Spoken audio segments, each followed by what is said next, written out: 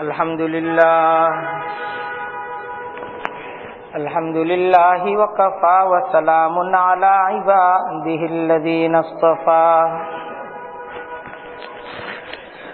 अम्मा बअदु फ़अऊज़ु बिल्लाहि मिनश शैतानिर रजीम बिस्मिल्लाहिर रहमानिर रहीम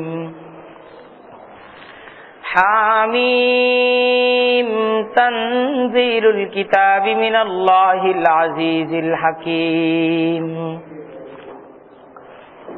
इन्ना फिस समावाति वल अर्ज़ि लआयातिल लिल मुमिनीन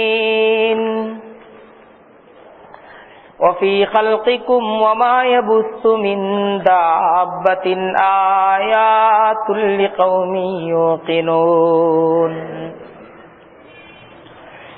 वख्तिलाफिल लैलि वन्नहारि वमा अंज़लल्लाहु मिनस समाइ मिर रिज़्क़ फ़अह्या बिहिल अर्ज़ बअद मौतिहा वतस्रीफ़िर रियाहि आयातुल लिक़ौमिन याक़िलून तिल्क आयातुल्लाहि नत्लूहा अलैका बिल्हक़् फ़बिअय्यि हदीसिन बअदल्लाहि व आयातिहि युमिनून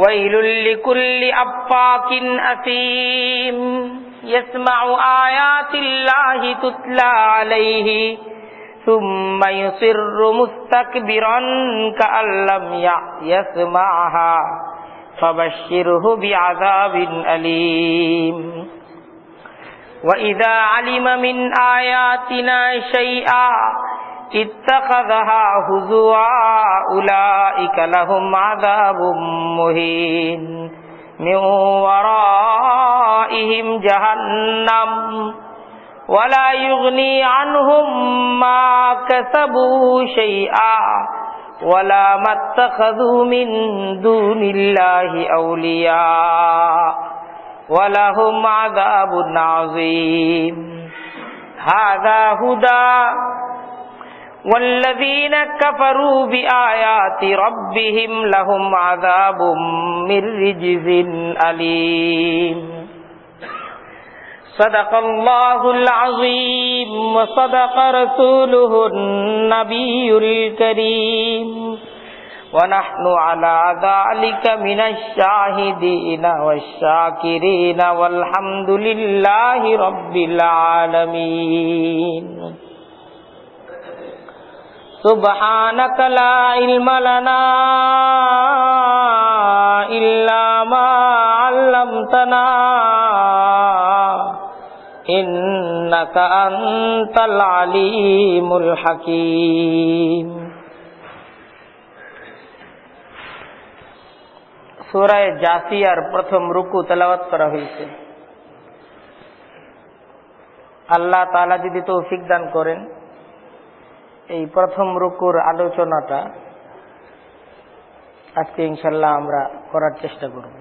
আল্লাহ তাআলার কাছে সকলেই দোয়া করি আল্লাহ তাআলা আমাদের বসা এবং আমাদের শোনা এই সমস্ত কিছুর মাঝে বরকত দান করুন। এই সূরা জাসিয়া এই সূরার মাঝে ইসলামের যে মৌলিক আকীদা তাওহীদ রিসালাত আখিরাত এটাকে খুব সুন্দরভাবে ইসলামের এই আকীদাগুলোর আলোচনা করা হয়েছে এবং নবী করিম সাল্লাল্লাহু আলাইহি ওয়াসাল্লামের এই দাওয়াতকে নিয়ে মক্কার কাফেরদের যে প্রশ্ন ছিল বিভিন্ন অভিযোগ ছিল এই সূরার মাঝে এই প্রত্যেকটা অভিযোগের খুব যুক্তিপূর্ণ জবাব উপস্থাপন করা হয়েছে।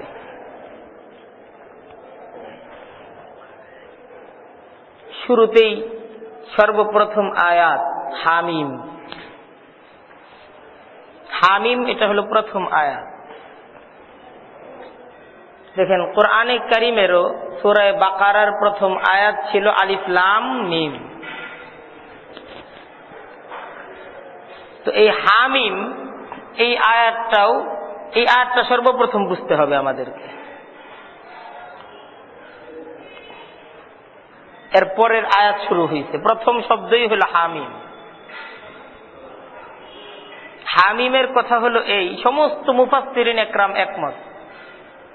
অধিকাংশ মুফাসসিরিন একরাম তাদের তাফসীরের কিতাবের মাঝে লিখছেন যে এই যে কোরআনে কারীমের মাঝে এই সমস্ত শব্দগুলো আছে, আলিফ লাম মিম, হামিম, ইয়াসিন, তাহা, আল্লাহু আ'লাম, এটা আল্লাহ জানেন।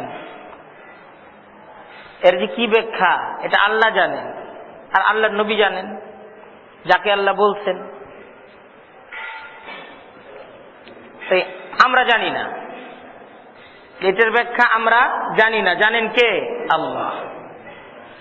কোরআনের শিক্ষাটা এটা যদি আসলে আমার মাঝে আমি নিতে চাই, কোরআনের জ্ঞান দ্বারা আমি যদি আমাকে আলোকিত করতে চাই, এর জন্য সর্বপ্রথম আমাদের মাঝে যেই বুঝটা আসতে হবে যে আসলে আমি বুঝি না, আল্লাহ বুঝেন, আমি জানি না, আল্লাহ জানেন। এই সমস্ত আয়াতগুলোর দ্বারা এই শিক্ষাটাই দেওয়া হয়েছে, দেখো তুমি জানো না, জানেন কে? আল্লাহ। তোমার সফলতা কোন পথে, কোন পথে চললে তুমি ব্যর্থ হবে, কোন পথটা আসলে তোমার জন্য কল্যাণকর আর কোন পথটা তোমার জন্য সর্বনাশা, তুমি বুঝো না, তুমি জানো না, জানেন কে? আল্লাহ। এটা কোরআন বুঝার জন্য সর্বপ্রথম আগে নিজের মাঝে এই চেতনা ফিট করতে হবে যে আমি জানি না, আমার জানা দরকার। আর জানবো কার কাছ থেকে? আল্লাহর কাছ থেকে জানবো। জানতেই যেহেতু হবে, তাহলে তো এমন কারো কাছ থেকে জানা দরকার যিনি অতীত জানেন, ভবিষ্যৎ জানেন, বর্তমানও দেখতেছেন। যে আমার মতোই পথ চলতেছে, সে আমাকে কি পথ দেখাবে? সে নিজেই তো তার গন্তব্য, তার ঠিকানা, তার ভবিষ্যৎ জানে না। আমাকে জানতে হবে কার কাছ থেকে? আল্লাহর কাছ থেকে। তারপর এই সূরার দ্বিতীয় আয়াত, তানজিলুল কিতাবি মিনাল্লাহিল আজিজিল হাকিম। এই পূর্ণ কিতাবটা আল্লাহ তাআলার পক্ষ থেকে অবতীর্ণ কিতাব। এই যে কোরআনটা কার পক্ষ থেকে? আল্লাহর তরফ থেকে। এই যে মুহাম্মদুর রাসূলুল্লাহ কোরআনের দাওয়াত তোমাদেরকে দিতেছে, এটা মুহাম্মদুর রাসূলুল্লাহর কথা না, কথা কার? আল্লাহর। এই যে মৌলভী সাহেবরা তোমাদেরকে কথা বলেন, এই কোরআনের একটা কথাও মৌলভী শব্দের কথা না, কথাগুলো কার? এটা বুঝতে হবে, এই কথাগুলো আল্লাহর। এটাকে নাজিল কে করছেন? আল্লাহ করছেন। আর আল্লাহ কেমন? আল্লাহর ব্যাপারে ধারণা কি থাকতে হবে? আল আজিজ, আল হাকিম। তানজিলুল কিতাবি মিনাল্লাহিল আজিজিল হাকিম। দেখো এই কিতাবটা আল্লাহর তরফ থেকে অবতীর্ণ, আল্লাহ নাজিল করছেন। দেখো এই কিতাবের কথাগুলো মুহাম্মদের কথা না, মুহাম্মদের রচনা না, বরং এই কিতাবের কথাগুলো, এই কিতাবের হুকুমগুলো, এই কিতাবের নির্দেশনাগুলো আল্লাহর। আর আল্লাহ আজিজ, আল্লাহ কিন্তু সর্বময় ক্ষমতার অধিকারী, সমস্ত ক্ষমতাই কিন্তু আল্লাহর হাতে। তুমি জমিনের ক্ষমতা বলো আর আসমানের ক্ষমতা বলো, তুমি দৃশ্য জগতের ক্ষমতা বলো আর অদৃশ্য জগতের ক্ষমতা বলো, তুমি বর্তমানের ক্ষমতা বলো আর অতীতের ক্ষমতা বলো আর ভবিষ্যতের ক্ষমতা বলো, সমস্ত ক্ষমতাই আল্লাহর হাতে। আল্লাহর হাতেই সবকিছু। তোমার জীবন থেকে নিয়ে শুরু করে তোমার মৃত্যু পর্যন্ত সমস্ত কিছুর ক্ষমতা কার হাতে? আল্লাহর হাতে। আল হাকিম, শুধু তিনি ক্ষমতার অধিকারী তা না, তিনি মহাজ্ঞানী, সর্ব বিষয়ে তিনি জানেন। অনেকের কাছে ক্ষমতা আছে, জ্ঞান নাই। আর অনেকের কাছে জ্ঞান আছে, ক্ষমতা নাই। আর আল্লাহ হলেন এমন সত্তা, তার কাছে জ্ঞান আছে, সমস্ত কিছুর জ্ঞান আছে, অতীতেরও জ্ঞান আছে, ভবিষ্যতেরও জ্ঞান আছে, বর্তমানেরও জ্ঞান আছে, সমস্ত কিছুর জ্ঞান আল্লাহর কাছে আছে, পূর্ণাঙ্গ ভাবে আছে। আমরা বর্তমানকে যেইভাবে দেখতেছি, আল্লাহ ভবিষ্যৎকে ওইভাবে দেখতেছেন, বর্তমানকে তো দেখতেছেন।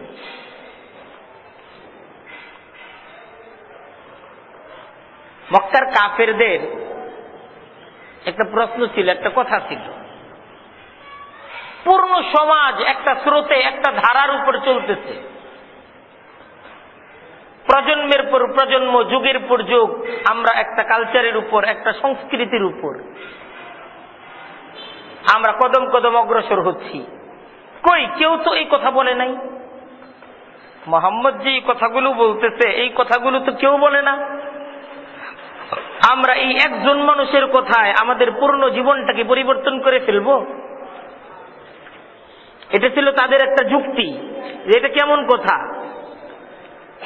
আজআলাল আলিহাতা ইলাহান ওয়াহিদা ইন্না হাযা লাশাইউন উজাব মা সামি'না বিহাযা ফিল মিল্লাতিল আখিরাহ ইন হাযা ইল্লা ইখতিলাফ আউনজিলা আলাইহি যিকরু মিন বাইনিনা।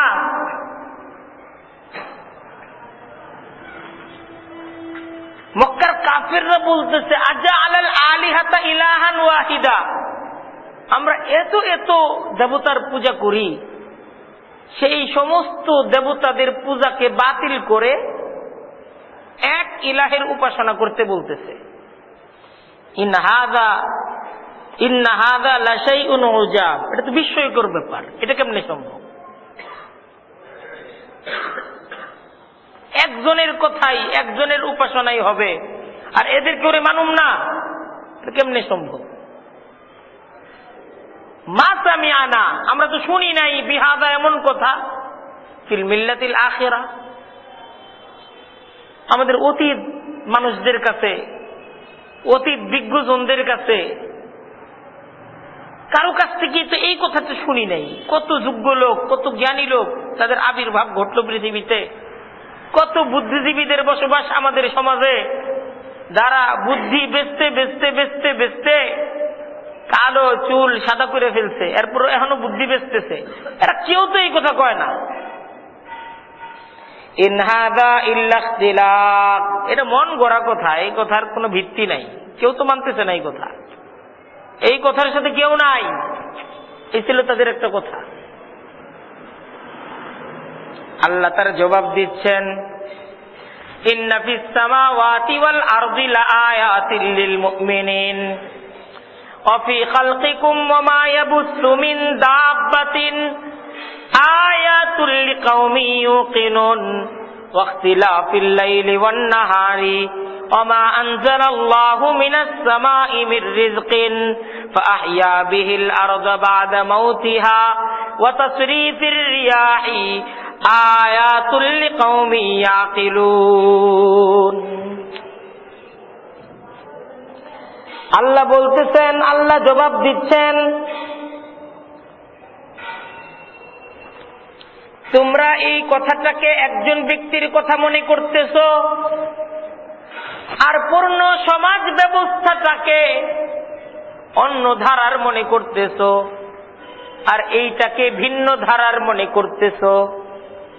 আর তোমাদের প্রশ্ন একজনের কথায়, এই কথাটা মাত্র একজনের কথা, আর কেউ এই কথা বলে না। আল্লাহ বলতেছেন, ইন্না ফিস সামাওয়াতি ওয়াল আরদি লাআয়াত লিল মুমিনিন। মাবুদ শুধুমাত্র আল্লাহ, আর কারো ইবাদত করা যাবে না। হুকুম মানতে হবে শুধু আল্লাহর, আর কারো হুকুম মানা যাবে না। এক আল্লাহর হুকুমকে মানাই মুমিনের কাজ, এক আল্লাহর হুকুমকে মানাই মুমিনের কাজ। এক আল্লাহর কর্তৃত্বে সবকিছুর মাঝে, সমস্ত কিছুর মাঝে এক আল্লাহর ক্ষমতা, সবকিছু তুচ্ছ, সমস্ত কিছুর মাঝে এক আল্লাহর কর্তৃত্ব।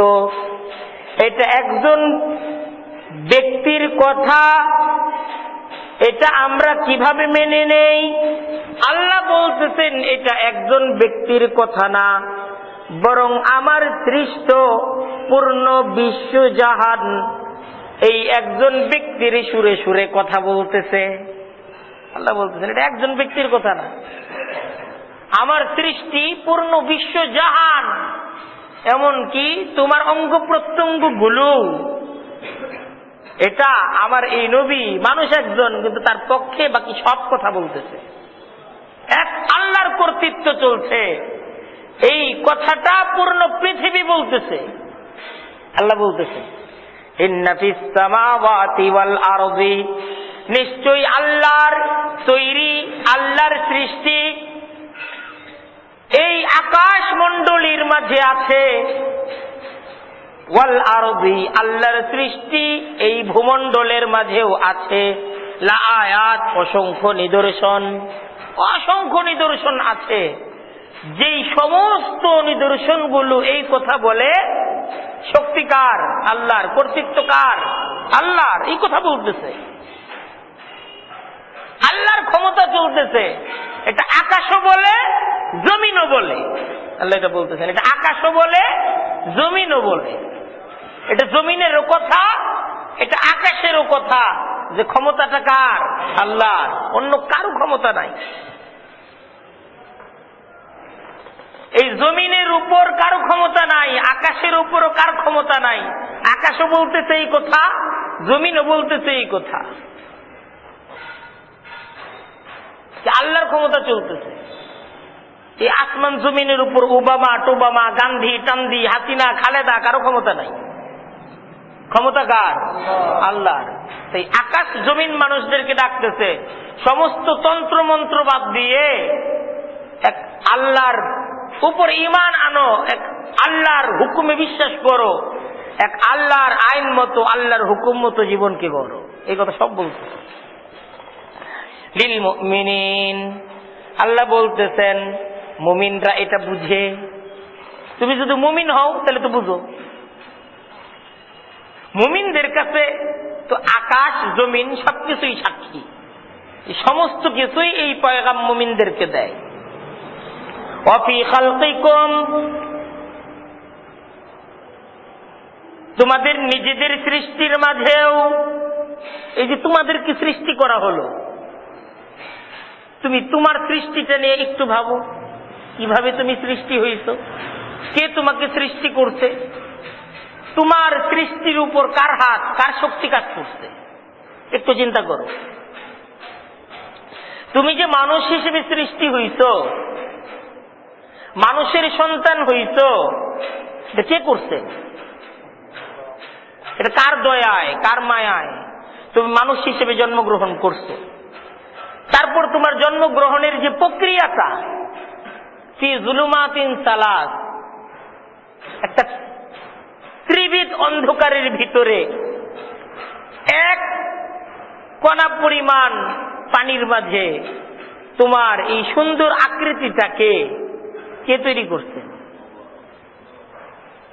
তারপর লম্বা প্রক্রিয়ায় সেই ত্রিবিদ অন্ধকারের মাঝে তোমাকে ধীরে ধীরে গড়ে তোলা, তোমার পূর্ণ আকৃতিটাকে গড়ে তোলা, এটা কে করছে? তুমি তোমার নিজের অস্তিত্ব নিয়ে ভাবো। তোমাকে তো অন্য কেউ সৃষ্টি করে নাই। তোমার চোখ, তোমার কান, তোমার হাত, এই সমস্ত কিছুকেই এত সুন্দর সুসামঞ্জস্য করে অন্য কেউ তো করে নাই, কেউ করে নাই। ফি আইয়ি সূরাতিম মা শাআ রাক্কাবাকা, তোমাকে এই সুন্দর আকৃতিতে যেমন ভাবে চেয়েছেন ঠিক তেমন ভাবে আল্লাহ নিজে গড়েছেন। তোমার এই আকৃতিটা, এটা আল্লাহ যেইভাবে চাইছেন ওইভাবে নিজ কুদরতি হাতে আল্লাহ নিজে গড়ছেন। আল্লাহ নিজে তোমাকে এইভাবে গড়ে, এর উপর কোন ফেরেশতাদেরও হাত নাই, কোন ফেরেশতাদের হাত নাই।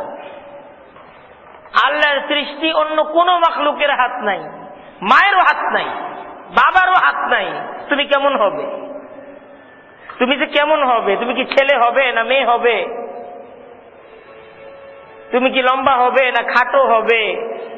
তুমি কি সুন্দর হবে না কালো হবে না শ্যামলা হবে?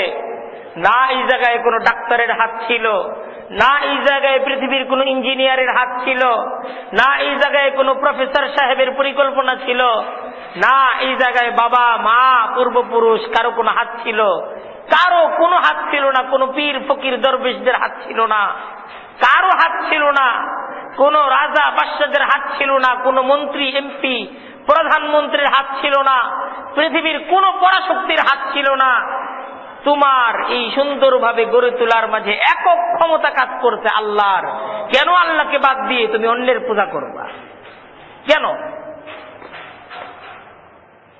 ওয়ালাকাদ খালাকনাল ইনসানা মিন সুলালাতিন মিন তিন ثم جعلناه نطفة في قرار مكين ثم خلقنا النطفة علقة فخلقنا العلقة مضغة فخلقنا المضغة عظاما فكسونا العظام لحما ثم أنشأناه خلقا آخر فتبارك الله أحسن الخالقين। আল্লাহ কুরআনে কারীমের মাঝে কিভাবে এক একজন মানুষকে আল্লাহ নিজে গড়ছেন তার আলোচনা করছে। আরে তুমি তো তোমার মায়ের পেটেও ছিলে না, তুমি তো মাটির মাঝে ছিলে, তুমি তো এই শাক সবজির মাঝে এই পশুগুলোর মাঝে তোমার অস্তিত্ব বিচরণ করছে। তোমার বাবা মা খাবারকে গ্রহণ করছে, সেই খাবারের মাঝে মদিনা শরীফের খেজুর ছিল, জমজমের পানি ছিল, সেই খাবারের মাঝে রাজশাহী থেকে আনা আম ছিল, দিনাজপুরের লিচু ছিল, ছিল না? সেই বিদেশি এই আলু ছিল, ডাল ছিল, চাউল ছিল।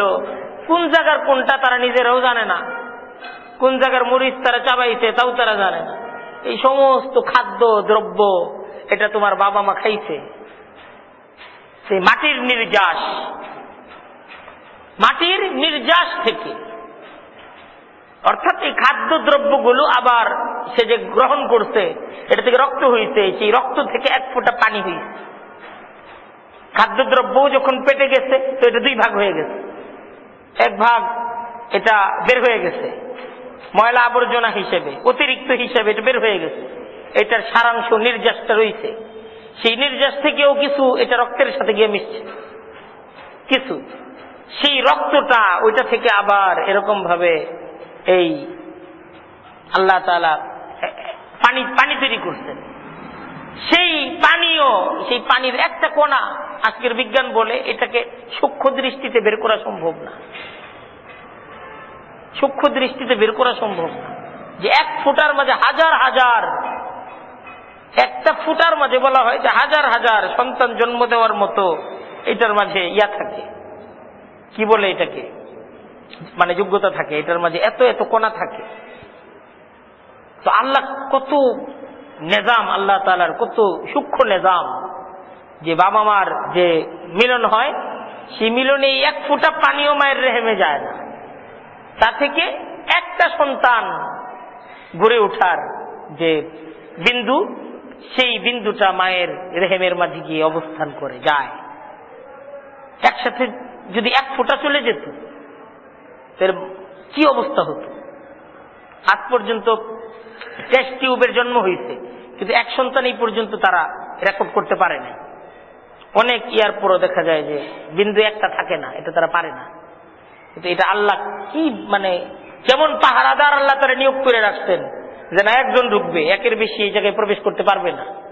বড় জোর হইলে না হয় দুইটা ঢুকলো, আর নাহলে তিনটা ঢুকলো, অনেক সময় হয়ে যায়।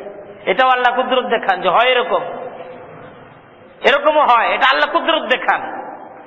এত সুন্দর নিজাম আল্লাহ তাআলার। তো এক ফোঁটা নাপাক পানি আল্লাহ বলতেছেন সুম্মা জাআলনাহু নুতফাতান ফি ক্বারারিম মাকিন সুম্মা খালাকনান নুতফাতা আলাকা। এটা একটা নির্ধারিত সময় পর্যন্ত মায়ের রেহেমের মাঝে থাকে, তারপর এটা রক্তে বিন্দে রক্তের দলায় পরিণত হয়, পানি থাকে না, রক্তের দলায় পরিণত হয়। আলাকাতান ফাখালাকনাল আলাকাতা মুদগাতান, সেই রক্তের দলাটা একটা সময় গিয়ে মাংসপিণ্ডে পরিণত হয়। মাংসে পরিণত হয়, মুদগা। ফাখালাকনাল মুদগাতা ইযামান, আবার একটা নির্ধারিত সময়ের পর সেই মাংসটা হাড়ে পরিণত হয়, হাড়। ফাকাসাউনাল ইযামা লাহমা, আল্লাহ বলতেছেন সে হাড়ের উপর গোশত বসে। ফাকাসাউনাল ইযামা লাহমা সুম্মা আনশানাহু খালকান আখার, তারপর তোমার চোখ তৈরি হয়, তোমার কান তৈরি হয়, তোমার নাক, তোমার মুখ, তোমার হাত পা, এই সমস্ত কিছু ধীরে ধীরে তৈরি হয়। তোমার চুল তৈরি হয়। কত সুন্দর একটা মানুষ হিসেবে তুমি সেই মায়ের রেহেমের মাঝেই তুমি তৈরি হও, মায়ের জরায়ুর মাঝে তোমাকে তৈরি করা হয়। তারপর আল্লাহ তাআলা তোমাকে বের করার ব্যবস্থা করেন। এইটাও আল্লাহ তাআলার বিজ্ঞান, কত সুন্দরভাবে বের করার একটা ব্যবস্থা আল্লাহ তাআলা করেন। হ্যাঁ, কত সংকীর্ণ পথ দ্বারা তোমার বের হওয়ার ব্যবস্থাপনা করা হয়, কিন্তু এটারও আল্লাহর নিজাম আছে যে তোমাকে একটা ঝিল্লির মাঝে, একটা আবরণের মাঝে তোমাকে আবৃত করে রাখা হয়। ডিমের কুসুমটা যেরকম চারদিকে একটা ঝিল্লির মাঝে আবৃত রাখা হয় না, খুব পিছলা, ঠিক এরকম একজন মানুষকেও আল্লাহ তাআলা ঠিক এই ধরনের একটা ঝিল্লির মাঝে তাকে প্যাকেট করে রাখেন। এত মানে বিজ্ঞানময় সেই প্যাকেট, এত সুন্দর সেই প্যাকেট, আল্লাহ তাআলা সেই ঝিল্লিটার আবরণের মাঝে তাকে এত সুন্দর করে রাখেন যে ঠিক যখন এই সংকীর্ণ পথ দ্বারা সে বের হয়, সেইটার কোনো কষ্ট অনুভব করে না। সেই ঝিল্লিটা এত পিছলা হয়, তাকে বের করে নিয়ে আসে। তার এই চাপায় পড়ে তার শরীরের অঙ্গ প্রত্যঙ্গ কোনো ক্ষতিগ্রস্ত হয় না। আজ পর্যন্ত এই চাপার সংকীর্ণ পথের, চ্যাপ্টা পথের কারণে কারো কোনো অঙ্গ প্রত্যঙ্গ ক্ষতিগ্রস্ত হয় নাই, হয় নাই। বরং ঠিক যখন আল্লাহর সেই পথ দ্বারা, আল্লাহর সেই প্রক্রিয়ার দ্বারা সন্তান বের হয়, সেই সন্তানটাই তাকেই সুস্থ সন্তান বলা হয়, যে সম্পূর্ণ সুস্থ। অন্য বিভিন্ন প্রক্রিয়ার মাধ্যমে যদি এই সন্তানটাকে বের করা হয়, এই সন্তানের মাঝে জন্মের পর থেকে বিভিন্ন ধরনের রোগ, বালা মুসিবত, বিভিন্ন কিছু তার উপর আসতে থাকে। জন্মের সাথে সাথেই তাকে এরকম ভাবে সেও আরেক রোগী হিসেবে তাকে ভর্তি করে দেওয়া হয় হসপিটালের মাঝে। কিন্তু আল্লাহর সেই প্রক্রিয়ার মাঝে সে সুন্দর, সবল, সুস্থ একটা সন্তান হিসেবে সে বের হয়ে আসে। এই সমস্ত প্রক্রিয়াটা কার? আল্লাহ। আল্লাহ বলতেছেন তোমরা এই নবীর দাওয়াতকে মনে করতেছো একজন ব্যক্তির কথা, আরে না, এটা তো তোমার অস্তিত্বের কথা। লা ইলাহা ইল্লাল্লাহ, এই কালেমা, তোমার অস্তিত্ব তো এই কালেমাকে স্বীকার করে। তোমার অস্তিত্ব, তোমার জন্ম তোমাকে এই কথাই বলে যে তোমার ইলাহ এক আল্লাহ, এই কথাই বলে। এর মধ্যে অন্য কারো হাত নাই, অন্য কারো এই জায়গায় দখল নাই, এক আল্লাহ সবকিছু করছেন। ওয়া মা ইয়াবুসু মিন দাব্বা, পৃথিবীময় বিভিন্ন জীবজন্তুগুলোর বিস্তার দেখো। তুমি মানুষ, তোমার নিজের অস্তিত্ব ছাড়াও আল্লাহর পৃথিবীতে যে অসংখ্য মাখলুক বিচরণশীল, এদের অস্তিত্ব দেখো। কিভাবে কিভাবে এদের অস্তিত্ব কে করতেছেন? এদের রিজিকের ব্যবস্থা কার তরফ থেকে হচ্ছে? এদের থাকার ব্যবস্থা কার তরফ থেকে হচ্ছে? কিভাবে? বনের পশুগুলো বনেই থাকে, এরা কখনো লোকালয়ে আসে না। আল্লাহ তাদের স্বভাবের মাঝে এটা রাখতেন, তোরা বনে থাক, তোদের লোকালয়ে তোরা আসবি না, লোকালয়ের খাবার তোদের জন্য না। আজকে যদি বনের সমস্ত পশুরা সিদ্ধান্ত গ্রহণ করে যে না, আমরা আর বনে থাকবো না, পৃথিবীর মাঝে লোকালয়ে মানুষ রাজত্ব করতেছে, কত সুন্দর আলিশার বাড়ি ঘর তারা বানাচ্ছে, আমরা ওই জায়গায় থাকবো। তারা বন থেকে যদি লোকালয়ে চলে আসে, লোকালয়টা মানুষ বসবাসের উপযুক্ত থাকবে? আর এরকমই পর্যন্ত হইছে। বনের পশুরা সব বন ছেড়ে লোকালয়ে এসে গেছে, আমরা এখন থেকে লোকালয়ে থাকবো, ঢাকা শহর আমরা দখল করলাম। পৃথিবীর এমন কোন শহর এই পর্যন্ত বনের কোন পশুরা এসে আক্রমণ করছে? করে নাই। নিজাম আল্লাহর, আল্লাহ তাদের স্বভাবের মাঝে রেখা দিচ্ছেন, তোরা বনের পশু বনে থাক, সুন্দরবনই তোদের এলাকা, এই জায়গায় তোরা থাকবি। তোরা সুন্দরবনের এই যে নির্ধারিত এরিয়া, এই এরিয়ার বাইরে তোরা যাবি না। আল্লাহ এই স্বভাব দ্বারাই তাদেরকে গড়ে তুলছে। আর সেই পশুগুলো আল্লাহ এমন অনেক পশু রাখছেন এই পৃথিবীর মাঝে বিচরণশীল, তাদেরকে কাজ দিচ্ছেন, মানুষদেরকে কাঁধে নিয়ে নিয়ে, পিঠে নিয়ে নিয়ে তারা ঘুরবে। ঘোড়া, ওট, হাতি মানুষ কাঁধে নিয়ে ঘুরতেছে। এই পিছে একটা মানুষ একটা হাতির উপর বাহাদুরি করে, পিছে একটা মানুষ একটা উট একটা ঘোড়ার উপর বাহাদুরি করে। কি শক্তি আছে এই হাতির সাথে একটা মানুষের লড়াই করার? কিন্তু এই হাতি এই মানুষের কথা শুনতেছে। কে হাতিকে বলছে তুই মানুষের কথা শোন? এ মানুষ হলো এই পৃথিবীতে আমার প্রতিনিধি, তার কথা অনুযায়ী তোর চলতে হইব, সে যা বলে সেই অনুযায়ী তুই পথ চলবি। এই শিক্ষাটা হাতিকে দিলেন কে? কে দিলেন? ওমা ইয়াবুসু মিন দাব্বাহ আয়াত লিকাউমি ইউকিনুন। আল্লাহ বলেন যারা বিশ্বাসী তারা তো এই সব দেখে। যারা বিশ্বাসী তুই বিশ্বাস কর, বিশ্বাসের দৃষ্টিতে তুই একটু দেখার চেষ্টা কর, দেখবি পূর্ণ পৃথিবীটাতে আল্লাহর রাজত্ব চলতেছে। আল্লাহ তারা কারো রাজত্ব এই পৃথিবীতে নাই, এক আল্লাহর শক্তি এই পৃথিবীতে চলতেছে। আর কোন শক্তি আল্লাহর শক্তির সামনে কিছুই না। তুই বিশ্বাসী হ, বিশ্বাসীর নজরে তুই একটু পৃথিবীটাকে দেখ। আয়না পরিবর্তন করতে বলতেছে না, আয়না পরিবর্তন কর। যখন বিশ্বাসীর আয়নার দ্বারা পৃথিবীটাকে দেখা হবে তখন এই পৃথিবীটা অন্য রঙে সাজবে। আল্লাহ বিশ্বাস লা ইলাহা ইল্লাল্লাহ এই কালেমার আয়না চোখের মাঝে পড়ে যদি পৃথিবীটাকে দেখা হয়, দেখা যাবে পূর্ণ পৃথিবীতে এক আল্লাহর কর্তৃত্ব, এক আল্লাহর রাজত্ব চলতেছে, আর কারো রাজত্ব চলতেছে না।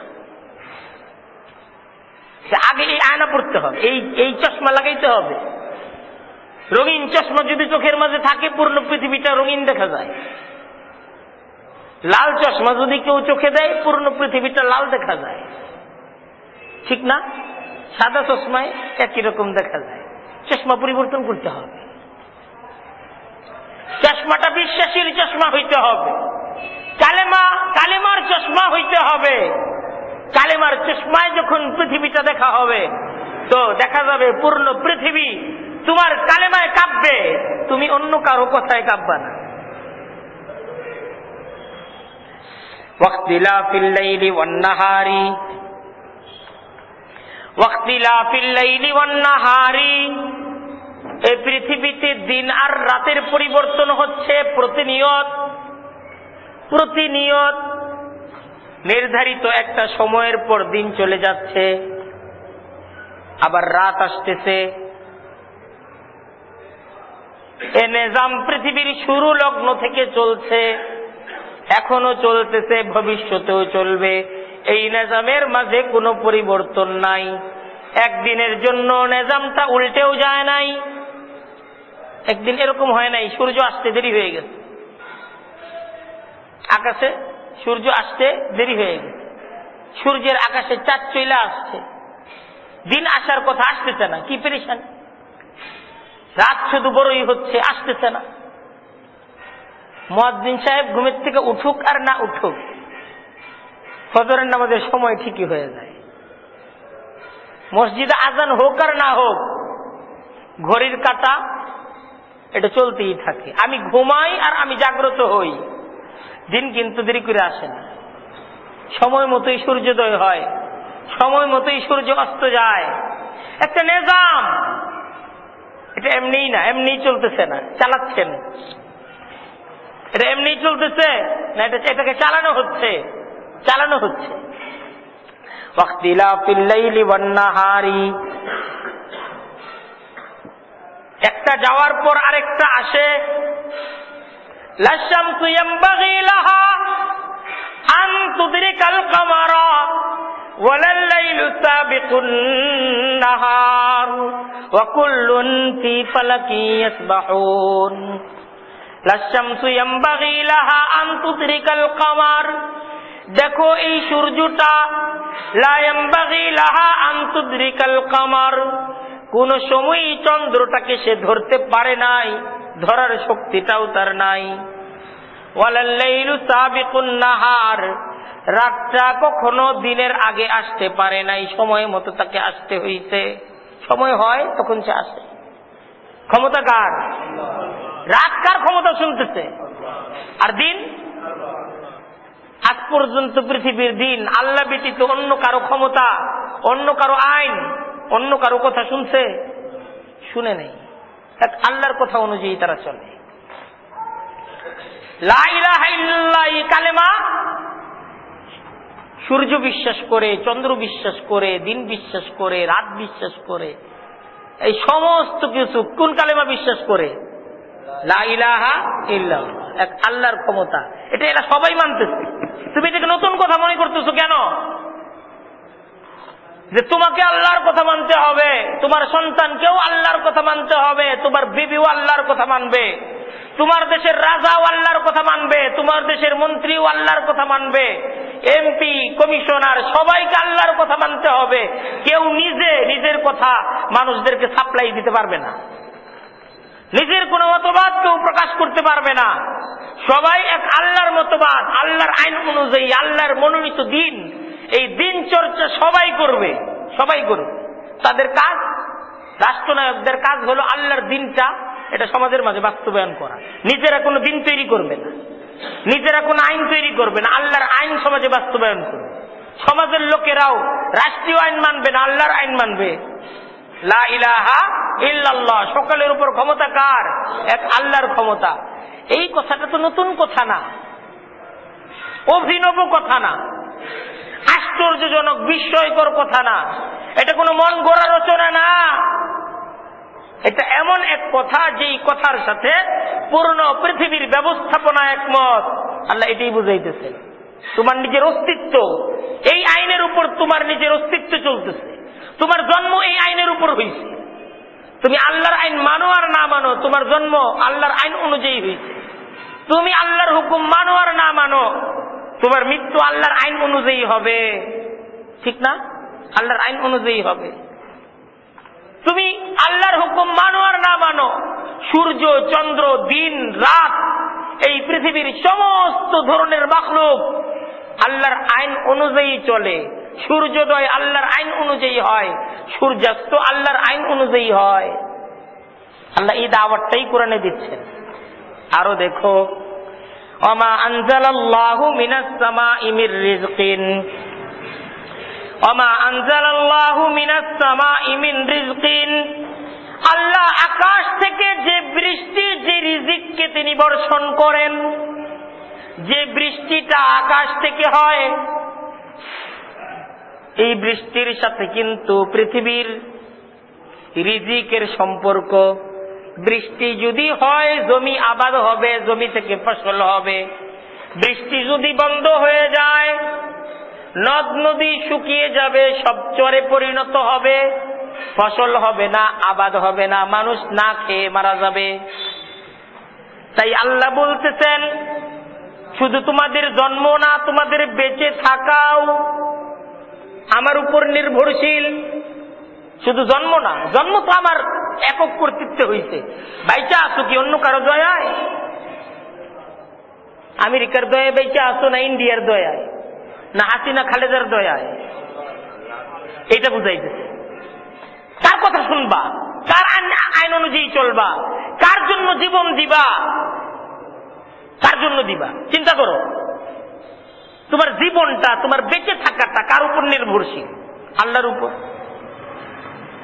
সুতরাং আল্লাহকে বাদ দিয়ে অন্য কেউ না, আল্লাহ এক আল্লাহ, আল্লাহকে বাদ দিয়ে অন্য কেউ না, এটাই বোঝানো হইতেছে। ওমা আনজালাল্লাহু মিনাস সামাই মিন রিজকিন, আকাশ থেকে যে রিজিকটা তিনি নাজিল করেন, ফাআহইয়া বিহিল আরদা বাদা মাউতিহা, অতঃপর সেই বৃষ্টির দ্বারা তিনি নির্জীব হয়ে যাওয়ার পর জমিনটাকে আবার সজীব করেন। একটা মরা জমিন, এই জমিনটা ফসল হওয়ার উপযোগী হয়ে গেছে, বৃষ্টি পড়ছে, পানি পড়ছে, করছেন কে? আল্লাহ। আবার আল্লাহ বলতেছেন, ওয়াতাসরিফির রিয়াহি, বাতাস পরিবর্তন হয়, কে করেন? গরমকালের গরম বাতাস, শীতকালের শীতল বাতাস দেন কে? আম হওয়ার উপযোগী আবহাওয়া, এই আবহাওয়ায় আমটা হবে। আবার বিভিন্ন সিজনের বিভিন্ন ধান আছে, বিভিন্ন সিজনের বিভিন্ন তরিতরকারি আছে। যে গরমের কাল ফল খায়া কাটাও আর শীতকাল শাকসবজি খায়া কাটাও। শীতে শাকসবজিতে বাজার রমরমা আর গরমকালে ফলমূলে বাজার রমরমা। এই যে ব্যবস্থা, শীতকালে শাকসবজিটা বেশি দরকার শরীরের জন্য, আর গরমকালে শরীরে পানি বেশি দরকার। ফল খাইতে হবে, আম খাইতে হবে, ঠান্ডা লাগবে সারাদিন, গরমটা দূর হয়ে যাবে, তরমুজ খাইতে হবে। এই ব্যবস্থাপনাটা কি করছেন? আল্লাহ ব্যবস্থা করে দিচ্ছেন। ঠান্ডা জিনিস খাও, গরমকালে ঠান্ডা ফল, আর শীতকালে গরম তরি তরকারি সবজি, গরম গরম জিনিস শরীরকে গরম রাখবে। আর শীতকালে গরম গরম জিনিস, আর গরমকালে ঠান্ডা ঠান্ডা জিনিস। শুধু যদি গরমই থাকতো, শীত না আসতো, কেমন হইত? শুধু শীত, গরম নাই, কেমন হইত? আল্লাহ সবগুলোকে ঋতুর পরিবর্তন করে। এই বর্ষা বৃষ্টি বের হওয়া যায় না, এটারও দরকার। একটা বছর যদি বৃষ্টি কম হয়, বৃষ্টি হইলে কষ্ট হয়, ছাতা লাগে, এই লাগে সেই লাগে, কোট কিনতে হয়, বৃষ্টির জন্য আলাদা রেইনকোট কিনতে হয়, কষ্ট। কিন্তু বৃষ্টি না হইলে তো আবার বৃষ্টির জন্য নামাজ পড়া শুরু করে দিতে হয়। আল্লাহ বৃষ্টি দাও, বৃষ্টি দাও, বৃষ্টি দাও, মাঠে গিয়ে নামাজ পড়ি আমরা। আবার যদি খালি বৃষ্টি হয়, তখনও তো মসজিদে এসে দোয়া শুরু করে দিই, আল্লাহ বৃষ্টিটা শেষ করো। শীত, কনকনে শীত, শীত কোনো বছর না আসলে তখনও কষ্ট লাগে। আবার শীত পড়লে ওই শীতের জন্য কত কুট টুট কিনতে হয়, চাদর টাদর কিনতে হয়, ল্যাপ টেপ মুড়ি দিয়া কম্বল টম্বল কিনা, কত ধরনের তিনি আমাদেরকে এই পৃথিবীর মাঝে মজা দিচ্ছেন, কত ধরনের আমাদের জীবনের মাঝে পরিবর্তন আনতেছেন। কেন? বোঝানোর জন্য। এক, আমার ক্ষমতা চলতেছে। তুমি প্রধানমন্ত্রী হও, এই শীতের মাঝে তুমি কাবু, থরথর করে কাঁপতেছ, চাদর লাগায়া প্রধানমন্ত্রী, ঠিক না? কারণ প্রধানমন্ত্রী সব জায়গায় চাদর পরে যায়, কি জন্য? শীতকাল, কনকনে শীত। আবার বৃষ্টির দিন প্রধানমন্ত্রীও তখন বৃষ্টির জন্য আলাদা ব্যবস্থা নিতে হয়, ছাতা রাতা সমস্ত কিছু প্রস্তুত রাখতে হয়, আনলে ভিজে যাবে। আল্লাহর ক্ষমতার সামনে সব অসহায়, সব অসহায়। আল্লাহ এটাই বুঝাইতেছেন আয়াত। ওয়াক্তিলাফিল লাইলি ওয়ান নাহার, দিন আর রাতের এই পরিবর্তন দেখো। ওমা আনজালাল্লাহু মিনাস সামাই মির রিজকিন ফাআহইয়া বিহিল আরযা বাদা মাউতিহা। আকাশ থেকে আল্লাহ যে বৃষ্টিটাকে বর্ষণ করেন, আর সেই বৃষ্টির দ্বারা নির্জীব হয়ে যাওয়ার পর, মরে যাওয়ার পর সেই জমিনটাকে তিনি আবার জিন্দা করেন। ওয়া তাসরিফির রিয়াহি, বায়ু প্রবাহের বিবর্তনের মাঝে। আয়াত, আল্লাহকে চিনার, আল্লাহকে বুঝার অসংখ্য নিদর্শন আছে।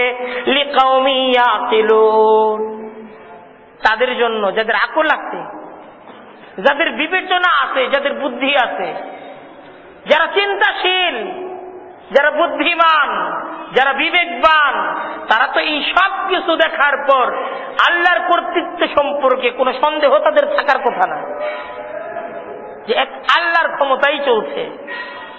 যালিকা, তিলকা, তিলকা আয়াতুল্লাহ। আল্লাহ এই লম্বা চৌড়া নিজ পরিচয়কে পেশ করার পর আল্লাহ বলতেছেন তিলকা আয়াতুল্লাহ, এই সব আল্লাহর নিদর্শন, এই সব আল্লাহর ক্ষমতার কথা বলে, এই সব লা ইলাহা ইল্লাল্লাহর দাওয়াত দেয়। এই সমস্ত কিছু দায়ী, এই সমস্ত কিছু কি দায়ী, দায়ী ইলাল্লাহ, আল্লাহর দিকে ডাকতেছে। সব কিছু, এই সব আল্লাহর পক্ষ থেকে পৃথিবীতে পাঠানো প্রতিনিধি, এরা সবাই তোমাকে আল্লাহর দাওয়াত দিচ্ছে। সব নাতলুহা আলাইকা বিল হক, আমি যথাযথভাবে তোমাদের কাছে তা বর্ণনা করতেছি। এরা যা বলতেছে সেই কথাটা আমিও তোমাদেরকে বলতেছি। তা আল্লাহ এখন এই সমস্ত নিদর্শনের আলোচনার পর আল্লাহ বলতেছেন ফাবিআইয়ি হাদিসিন বাদাল্লাহি ওয়া আয়াতিহি, আল্লাহ আল্লাহর নিদর্শনের এই বিস্তারিত আলোচনার পর তাবি আই হাদিসিন, আর কোন কথার মাধ্যমে ইউমিনুন, এরা বিশ্বাস আনবে? এত কিছু দেখার পরও কি তোমাদের বুঝার আছে? আরো বুঝতে চাও? এই সমস্ত কিছু বুঝার পর যদি তুমি ঈমান না আনো, তাহলে আর কি তোমাকে বুঝাইতে হবে? এতটুকু কি যথেষ্ট না আল্লাহর ক্ষমতাকে বুঝার জন্য, লা ইলাহা ইল্লাল্লাহর দাওয়াতটাকে বুঝার জন্য, নবীর এই বাণীটার উপর বিশ্বাস আনার জন্য? এতটুকু কি যথেষ্ট না? দেখো, সব একজন মানুষের কথা না, পূর্ণ সৃষ্টির কথা, আসমান জমিনের সমস্ত মাখলুকের কথা, সবার কথাই এক, লা ইলাহা ইল্লাল্লাহ, সবকিছুর কথা এক।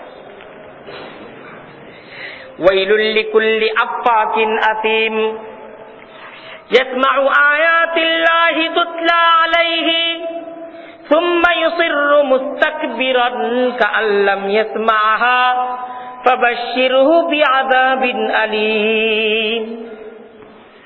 আল্লাহ বলতেছেন, ঠান্ডা মাথায় যদি একটু চিন্তা করা হয়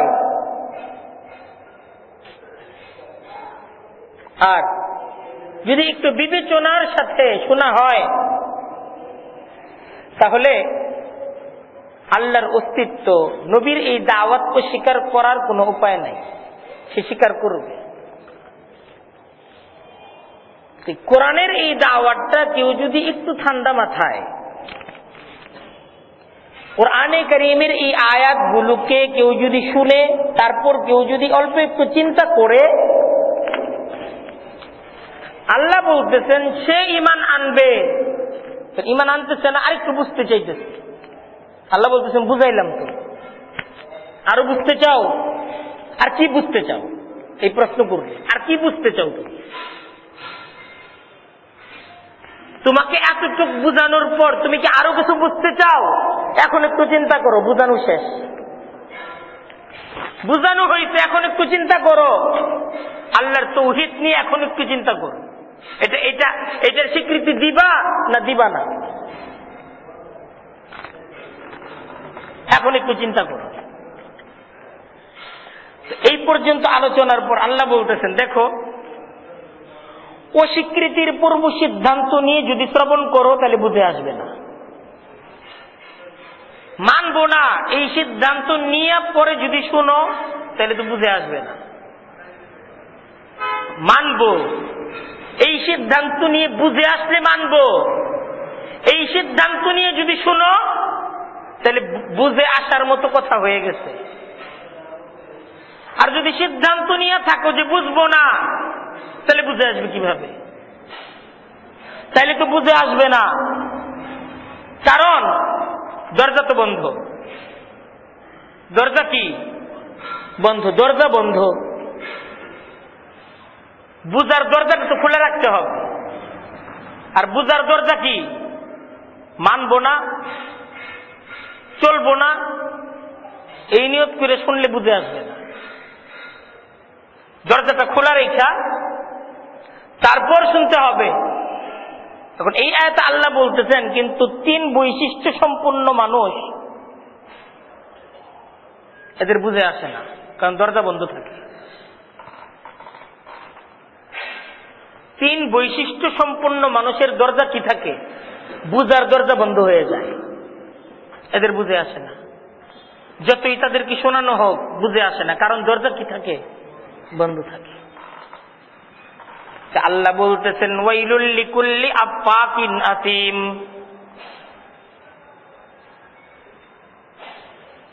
যে আলোচনা করা হলো এরপর তুমি আর কি বুঝতে চাও?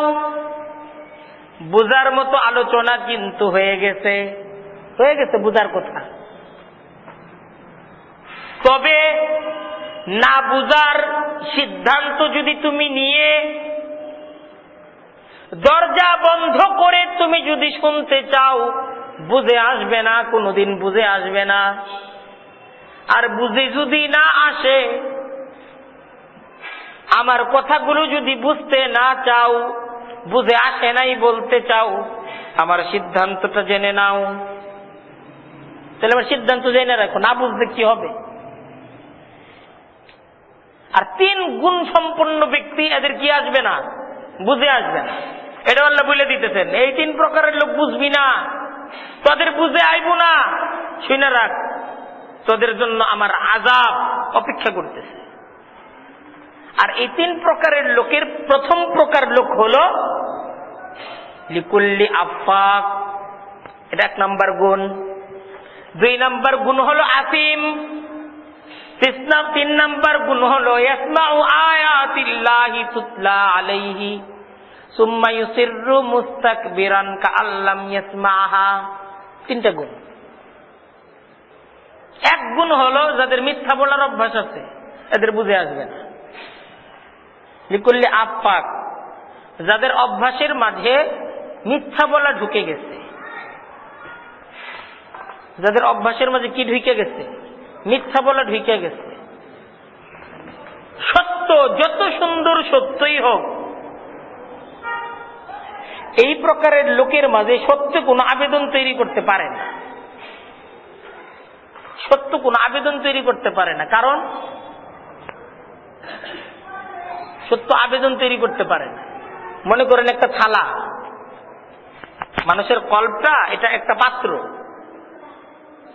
এখন একটা পাত্র, একটা বাটি মনে করেন, আপনি এই বাটির মাঝে দুধ দিবেন, বাটির মাঝে দুধ দিবেন বা স্যুপ দিবেন ধরেন। এখন এই বাটিটার নিচে যদি কানা হয়, ছিদ্র থাকে, এনে স্যুপ দেন আর দুধ দেন, বা এটার মাঝে এর চাইতে দামি কোনো কিছু আপনি দেন, কাস্টার্ড দেন, সব চেয়ে চেয়ে পড়ে যাবে। কি জন্য? নিচে কি ছিদ্র থাকবে না। যত দামি জিনিস দেন, পচা পানি দিলে ওই পচা পানি উপরে যাবে, ভালো জিনিস দিলে ভালো জিনিস উপরে যাবে। কারণ কি? নিচে ছিদ্র। ছিদ্র বন্ধ করতে হবে। ছিদ্র যদি বন্ধ না করেন, এইটার মাধ্যমে আর কোনো কাজ হবে না। মিথ্যা বলার অভ্যাস যার হয়ে যায়, তার দিলের মাঝে ছিদ্র হয়ে যায়, ফুটা হয়ে যায়। এখন যত সত্য কথা, যত সত্য বাণী আপনি তার সামনে পেশ করেন, ওর ওই মিথ্যা বলার ছিদ্রের দ্বারা সব পড়ে যায়। কারণ তার সামনে দুয়ার খোলা, মিথ্যা কথা কমু, নামাজ আবার পড়তে হইব নাকি, কমু পড়ছি, হারাল আবার খাইতে হইব কিনা, কমু হারাল খাই, ইমান আবার আনতে হইব কিনা, কমু ইমান আছে। হিসাবটা বুঝে আসছে না? এখন আপনি তার যত দামি কথা কর, ও কই বুঝে কালকে কথাটা খুব ভাল লাগছে, আমি তো এটা করি। ও আর কোনোদিন করবে না, খালি বলবে আমি করি। কারণ ওই যে মিথ্যা বলার অভ্যাস ঢুকে গেছে। যে এখন যেটাই শুনবে সেটার প্রচার করবে, আমি এটা করি, কিন্তু আসলে সে করে না। কেন? ওর মাঝে সততাই তো তৈরি হয় নাই। তাই খুব সাবধান করা হইতেছে। আল্লাহ বলতে, ওয়াইল, সর্বনাশ হয়ে গেছে তার, লিকুল্লি আফাক, যে মিথ্যা বলার অভ্যাস তৈরি করছে, আর সর্বনাশ হয়ে গেছে, চরম সর্বনাশ তার হয়ে গেছে। এই কোনো কথাই তার মাঝে কোনো প্রভাব তৈরি করবে না, তার মাঝে কোনো আসর তৈরি করবে না। তাই এই অভ্যাসটা নিজেদের দূর করতে হবে।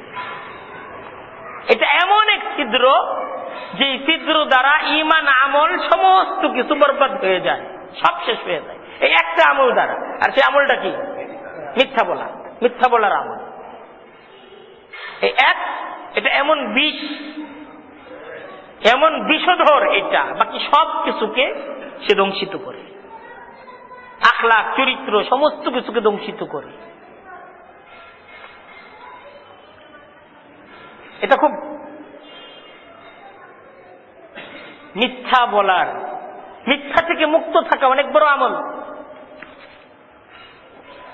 আল্লাহ তাআলার ওলিদের কাছে কেউ যখন হাত ধরে নিজের ইসলাহে নফসের জন্য, তারা সর্বপ্রথম যে আমল দেন, মিথ্যা বলবা না। এটা প্রথম আমল। বুজুর্গানি দিন তাদের কাছে কেউ যখন মুরিদ হয়, ওনারা প্রথম আমল দেন, মিথ্যা কথা বলবা না, নিজের পূর্ণাঙ্গ হাল আমার কাছে এসে বর্ণনা করবা। তখনই তো চিন্তায় পড়ে যায়, যদি জিজ্ঞাসা করে এটা করছি কিনা, বলতে হবে করছি, ঠিক হয়ে যায়। নবী করিম সাল্লাল্লাহু আলাইহি ওয়াসাল্লামের হাতে একজন ঈমান আনছে, হাদিসটা পুরোটা মনে নাই। সে বলছে আমি ঈমান আনম, কিন্তু এটা ছাড়তে পারুম না, চুরি করি ছাড়তে পারুম না, অমুকটা করি ছাড়তে পারুম না। আল্লাহ নবী বলছে ঠিক আছে, তোমার এটা ছাড়তে হবে না, একটা আমল তুমি করবা, মিথ্যা বলবা না। হ্যাঁ এটা পারবো। একটা আমল কি? মিথ্যা বলবা না, এটা পারবা তো? হ্যাঁ এটা পারবো। ঠিক আছে, তাহলে বাকিগুলো করো, কিন্তু সত্য বলবা। এই একটা আমল আল্লাহর নবী একটা আমল দিচ্ছেন। কয়টা আমল দিচ্ছেন? একটা আমল, আর কোন আমল দেন নাই তার। আচ্ছা তুমি যা করতেছো করো, ও যেটাই করতে যায় ওইটাই পারে না, ও যখনই যেটা করতে চায় পারে না। পারে না কি জন্য? যদি জিজ্ঞাসা করে এটা করছো কিনা, বলতে হবে করছি। এখন চুরিও করতে পারে না, জিনাও করতে পারে না, মদও খাইতে পারে না। যেটাই ধরতে যায় ওহেনে এই মিথ্যা বলা যাবে না, এই কথাটা আইসা সামনে দাঁড়ায়। আল্লাহ নবীর কাছে ওয়াদা দিতে মিথ্যা বলুম না, ও দেখলো এই কথার উপরে তো অটল থাকতে হবে, ঈমান আনছে এই কথার উপর, মিথ্যা বলবো না। এখন এই একটা কথা ঠিক রাখতে যে ও তার ছাড়তে পারুম না যে সমস্ত আমলের কথা বলছিল, সব আমল ছেড়ে দিচ্ছে, সব আমল তৈরি হয়ে গেছে। একটা আমল খুব দামি আমল, সে আমলটা কি? মিথ্যা বলুন, সত্য বলুন। কোরআনে কারীমের এই সূরার মাঝে এই বিষয়টা প্রথম গুণের কথা আল্লাহ বলছেন যে এই গুণ যার মাঝে আছে ওয়াইল, তার সর্বনাশ হয়ে গেছে, সে ধ্বংস হয়ে গেছে। তাই এটা প্রত্যেকটা পরিবার এইভাবে গড়ে তুলতে হবে, নিজের এইভাবে গড়ে উঠতে হবে যে আমি নিজেও মিথ্যা বলবো না, পূর্ণ পরিবারটাকে মিথ্যা মুক্ত পরিবার হিসেবে গড়ে তুলতে হবে। আজকাল আমাদের অনেক বড় সমস্যা যে বাবা মারা সন্তানদেরকে গড়িয়ে তোলে মিথ্যা বইলা বইলা, মিথ্যা বইলে বলি, বলে তোমার জন্য এটা আনবো, মিথ্যা বলি, আসলে আনবে না, শিক্ষাই দেওয়া হয় মিথ্যা। মিথ্যা বিভিন্ন গল্প, এটা আজকে শিক্ষা ব্যবস্থায় মিথ্যা কাল্পনিক বিভিন্ন গল্প বানানো, খরগোশ আর কচ্ছপের গল্প বলায়, এটা সত্য গল্প, এটা ঘটছে।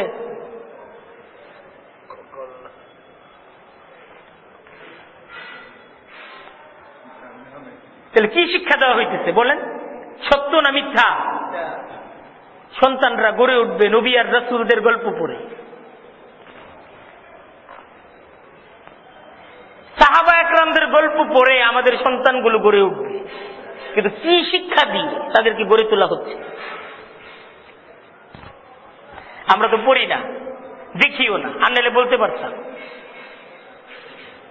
এক একটা পৃষ্ঠা, এক একটা চ্যাপ্টার সব মিথ্যায় ভরপুর, সব মিথ্যায় ভরপুর। শিখাবে সত্য বলা, আর সে জায়গায় শিখানোই হচ্ছে মিথ্যা বলা। বাবা তার সন্তানকে মিথ্যা কথা শিখাচ্ছে, মা তার মেয়েকে মিথ্যা কথা শিখাচ্ছে, শিক্ষক তার ছাত্রকে মিথ্যা কথা শিখাচ্ছে। পূর্ণ সমাজ ব্যবস্থাটা মিথ্যার উপর প্রতিষ্ঠিত। যে জায়গায় সততার কোনো দাম নাই, সত্যের কোনো আওয়াজ নাই, সত্যের কোনো শিক্ষা নেই। খুব বিষয়গুলো খুব ভাবনার। এটা একটা কথাও আমার কথা না, কোরআনের কথা। একটা কথাও কি আমার কথা? কথাগুলো কার? আল্লাহ, আল্লাহর কথা। এটা থেকে বাঁচতে হবে নিজেকে, নিজের সন্তানদেরকে। সন্তানের ইঞ্জিনিয়ার বানানো ফরজ না, ডাক্তার বানানো ফরজ না, প্রফেসর বানানো ফরজ না, কিন্তু সত্য সততার শিক্ষা দেওয়া ফরজ। এটা ফরজ, এটা ফরজ কাজ।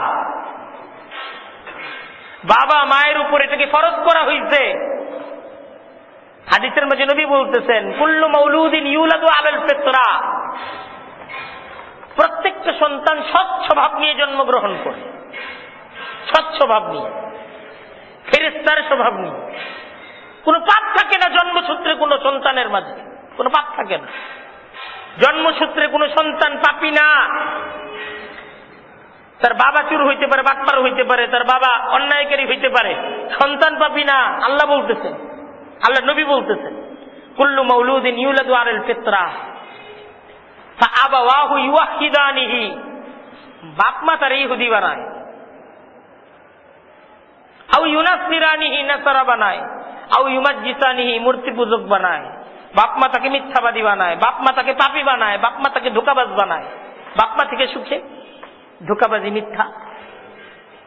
বাপ নিজে তার সন্তানকে ধোঁকা দিয়া দিয়া ধোঁকা শিখায়, তাকে সততা সত্য শিখায় না। বলতেছে আমি নিচে আসতেছি, এটা বলে চলে যেতেছে অফিসে। আবু এই যে আমি যাচ্ছি আর আসছি, মিথ্যা না? এদিকে আসো চকলেট দিব, চকলেট দেওয়া হইল না, মিথ্যা না? তোমার জন্য চিপস নিয়ে আসবো, অত জানবে না, মিথ্যা না? ও শিখতেছে না, তার কাছে কোনোদিন মিথ্যা বলা মহাপাপ, এটা বুঝে আসবে। এই শিক্ষাটা তাকে দিবে কে? এই শিক্ষাটাকে তাকে দেওয়া হইতে, তাকে তো দেওয়াই হয়নি। এই দেখেন, এই ভুলগুলো দূর করতে হবে। কোরআনের প্রতি বিশ্বাস কাকে বলে? কোরআন শুনবো, কোরআনের প্রতি বিশ্বাস কেউ যদি না করে ঈমান থাকবে? থাকবে না। বিশ্বাস কাকে বলে? কোরআন আল্লাহর কিতাব, এতটুক। এই বিশ্বাসটা আবু জেহেলের ছিল, বরং হিংসা ছিল। কোরআনটা যে আল্লাহর তরফ থেকে আসছে, মক্কার কাফেররা এটাকে বিশ্বাস করতো না। এই জন্যই তো তারা কইতো, আল্লাহ আমাদের এত এত নাম করা ব্যক্তি বাদ দিয়ে মোহাম্মদের উপরে নাজিল করলো। অর্থাৎ কোরআন নাজিল আল্লাহ করছে, ঠিক আছে, মোহাম্মদের উপরে নাজিল করলো কেন? ওরে আমরা মানুম কেন? ও এতিম, ওর বাপ নাই, ওর কাছে টাকা পয়সা নাই। আল্লাহ যে নাজিল করছেন এটা নিয়ে সন্দেহ ছিল না, শক ছিল না। আল্লাহর প্রতি রাগ ছিল, মোহাম্মদের প্রতি নাজিল করলো কেন? হিংসা ছিল মোহাম্মদের প্রতি।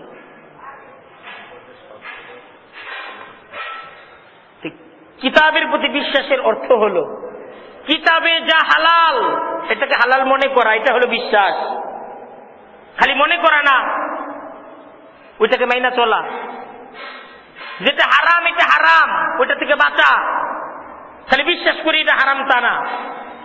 কোরআনের হালাল, কোরআনের হারাম, কোরআনের ফরজ, কোরআনের সুন্নত, কোরআনের নিষিদ্ধ, কোরআন যেইটাকে যা বলতে সেই অনুযায়ী নিজ জীবনকে গড়া, এটা হলো কোরআনের প্রতি বিশ্বাস।